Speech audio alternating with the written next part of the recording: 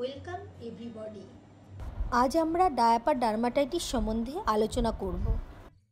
Diaper dermatitis is a irritant contact dermatitis. এটা কিভাবে হয়?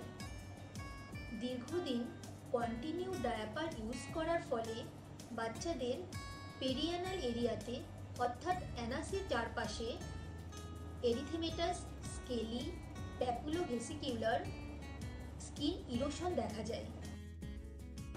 এটাকেই ডায়াপার ডার্মাটাইটিস বলা হয়। এবং এক্ষেত্রে দেখা যায় ভিজে ডায়াপার অনেকক্ষণ পরে থাকার ফলে এই ড্যামেজের পরিমাণটা আরও বেশি হয়, কারণ এখানে ফিজিক্যাল, কেমিক্যাল এবং এনজাইমেটিক রিয়াকশান ঘটে এবং তার ফলে বেবি খুব ডিসকমফোর্ট ফিল করে এবং সবসময় ইরিটেট থাকে এবং এক্সেসিভ কান্না করে। কখনো কখনো এখানে সেকেন্ডারি ইনফেকশন হিসাবে ব্যাকটেরিয়াল ইনফেকশন এবং ক্যান্ডিডার ইনফেকশনও দেখা যায়। ডার্মাটাইটিসটা আমরা কিভাবে প্রিভেন্ট করব? The most important thing is we have to clean and dry this diaper area. এটা আমরা কিভাবে করব?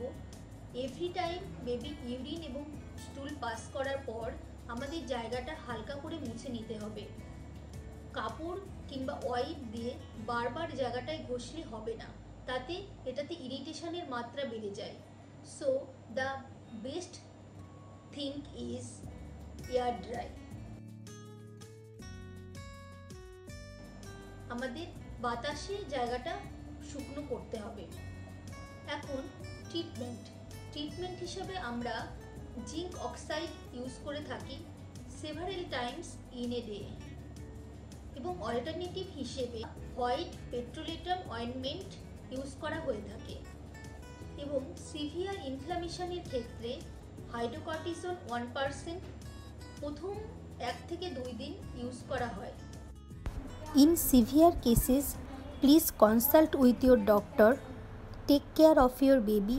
Stay home, stay safe and healthy.